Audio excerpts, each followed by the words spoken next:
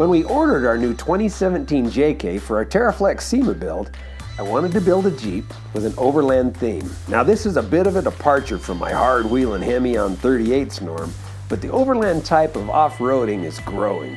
And hey, it's actually kind of fun to do. My new Jeep needed a name, and after much deliberation, the Harbinger surfaced as the winner.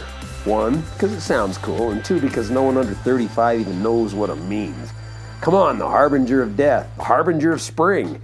A messenger heralding the coming of, in our case, new TeraFlex products. On the TeraFlex side of the build, I went with our ST3 kit because it includes everything from speed bumps to limit straps. It's truly an all-inclusive kit and drives and handles amazingly. Because of the added weight of the camping gear and accessories, I upgraded to our Overland 3-inch spring and added Alpine adjustable control arms. I really like the TeraFlex Epic front bumper with the hoop. And the rear bumper is an Outback bumper with the built-in lights for all my backing needs. I actually stayed with 44 axles front and rear, with a few improvements. The front housing was replaced with our HD housing and the TeraFlex 8-lug locking hub conversion with big brakes. The rear is a standard 44 housing with our full float 35 spline 8-lug conversion kit and 48 gears.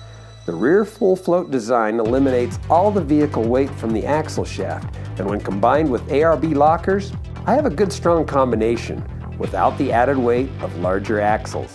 I always replace my stock Rubicon sway bar with the TeraFlex S-Key dual rate sway bar, and I add our heavy-duty steering and track bar.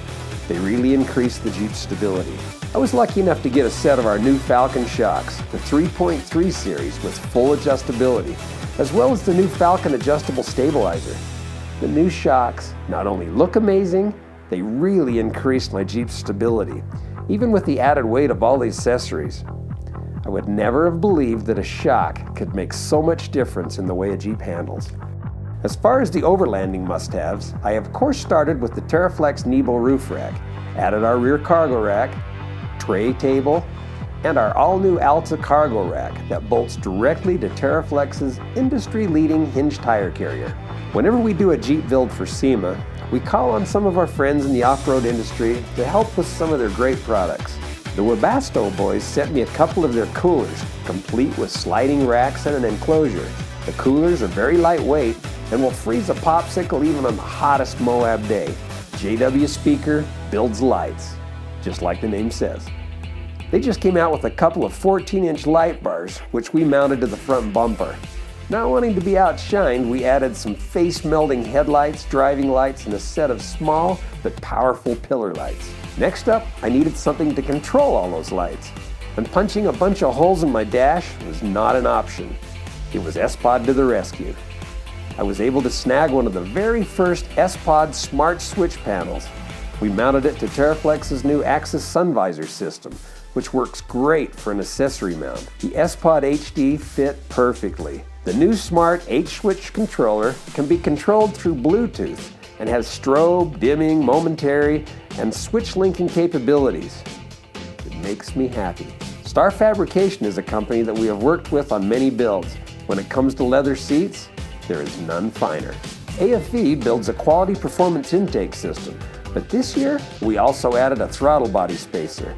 They've actually been able to engineer a completely quiet spacer that will still add performance and economy. Factor 55 has become a Jeeper household name. They have single-handedly made that dreaded winch line hook a thing of the past. The new flat link is strong, safe, and the optional splash of red ties the ensemble together quite nicely. Warren was a no-brainer for the winch. The new center pull drum and no heat to the rope on braking feature was a must. Fast line speed and looks and durability didn't hurt my decision either. When 37-inch tires are being used with a 3-inch lift, a little more fender clearance is required. Nemesis Industries builds an all-aluminum fender flare that is hand-formed to fit the JK. Yes, I said they fit. They fit the radius of the fender to body with 0 gaps. They are truly a hand-built piece of art. As I said, we used ARB lockers in the axles, but to throw some air pressure their way for activation, we added one of the most powerful compressors built by man. the CKM TA12, or Competition Killing Machine That Amazes 12. Not sure what the 12 stands for, but I'm pretty sure I got the rest right. These compressors are amazingly powerful, and TeraFlex builds an underseat bracket to mount them safely out of harm's way. For wheels, I used the 17-inch Raceline 8-lug simulated beadlock wheels. Of course, I wanted to remain 50-state compliant. The wheels hold a set of BFG KO2 tires. The KO2 is a quiet, smooth, high-mileage tire, perfect for the highway and trail use the Jeep will see.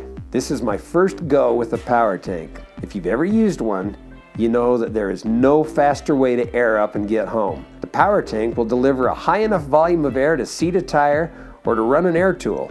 More importantly, the power tank will put you to the head of the line at dinner, while the less fortunate are still hooking up their little battery clips and watching their tiny little compressors melt down. Yeah, I've been there. Our friends at Genesis Off-Road build a dual battery system.